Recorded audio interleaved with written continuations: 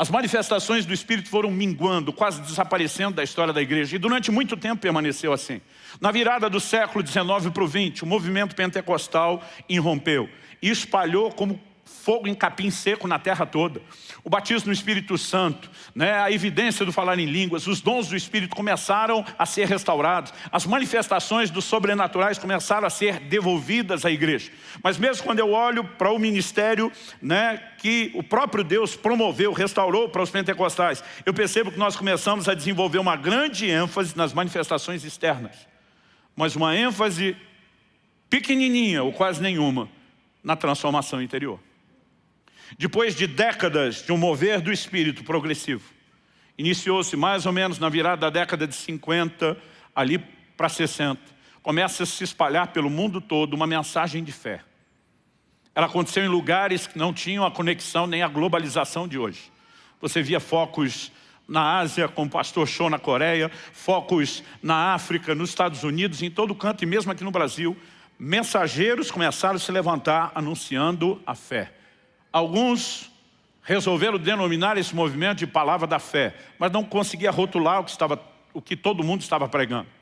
A verdade é que a fé começou a ser pregada e agora começou-se a anunciar. Nós não apenas temos o poder de Deus agindo por meio dos dons do Espírito, mas nós podemos mudar circunstâncias, nós podemos ver o sobrenatural intervindo. Isso tudo é parte de um processo de Deus.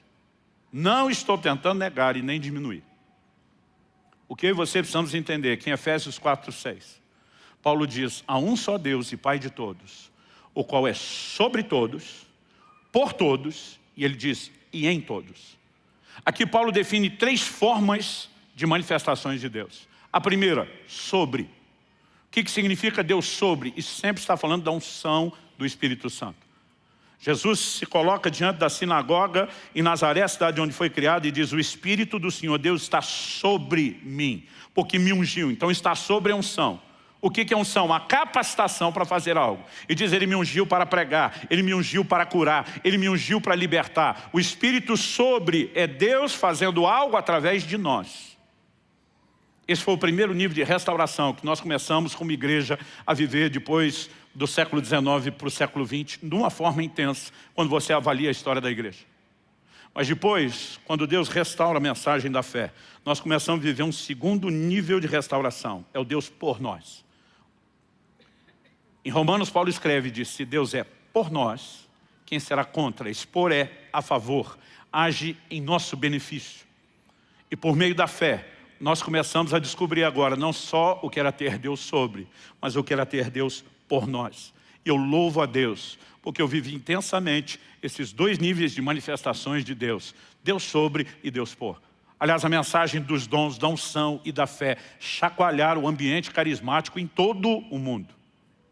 Mas a verdade é que ao longo dos anos eu vi pessoas que foram extraordinariamente usadas por Deus, se movendo nos dons, com Deus sobre. Eu vi gente que viveu milagres extraordinários pela fé. No Deus sobre eles levavam isso para os outros, no Deus por eles recebiam isso. Mas que de alguma forma fracassaram na reprodução da imagem de Nosso Senhor. Em Mateus no capítulo 7, Jesus diz dos versos 21 a 23. Naquele dia, e ele está falando do dia final de prestação de contas. Ele diz: alguns me dirão: Senhor, em teu nome nós expulsamos demônios, nós curamos enfermos, nós profetizamos. Jesus não disse que ia olhar para ele e dizer: coisa nenhuma, vocês não fizeram nada disso, ou não fizeram do meu nome. O simples fato de continuar sem nenhum questionamento nos mostra que Nosso Senhor está de fato atestando que eles fizeram isso em seu nome. Mas a história termina de forma triste com ele olhando para essas pessoas dizendo: apartai-vos de mim, eu não vos conheço, vocês que praticam iniquidade. Sabe o que ele está dizendo? Não adianta nada vocês terem vivido Deus sobre, Deus por, se vocês não viveram Deus em. Não viveram transformação, não viveram vitória sobre o pecado, não viveram santificação. Quem está entendendo, diga amém. Então me ouça com atenção, porque eu creio que eu falo isso pelo Espírito de Deus. Um dos últimos e grandes e poderosos moveres do Espírito de Deus na terra vai trabalhar a ênfase de Deus em nós. Nós não vamos perder o Deus sobre, acredito que isso precisa ser ampliado. Nós não vamos perder o Deus por, acredito que isso ainda será aumentado. Mas nós precisamos entrar nessas águas de Deus em nós, o poder interior, nos transformando na imagem do Senhor Jesus. E aqui eu quero aproveitar o gancho e dizer mais uma vez.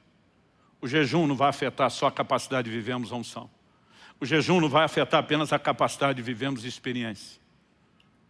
Uma das coisas que eu orei na minha última semana de jejum, quando entre o terceiro e o quarto culto, do domingo do dia 13, que o pastor Tomás estava pregando aqui, eu entreguei o jejum, saí na porta, um irmão me parou e falou, olha, Deus mandou fazer isso por você. É impressionante como acontecem coincidências quando você começa a jejuar. Nós vamos ver mais de Deus agindo lá de fora. Mas uma das coisas que tem a ver com essa reta final de preparação é que o jejum vai nos levar a um lugar de mortificação da nossa própria carne e disposição ao domínio do Espírito de Deus em nós. E nós, como igreja, não podemos ficar falando do sobrenatural como se ele acontecesse só do lado de fora. Nós queremos mais do que Deus tem para fazer do lado de fora. Mas nós não queremos só isso. Nós precisamos dessa transformação, que a imagem do Senhor Jesus possa se manifestar em nós. Que eu e você, a semelhança de João Batista, possamos também dizer que ele cresça e que eu diminua.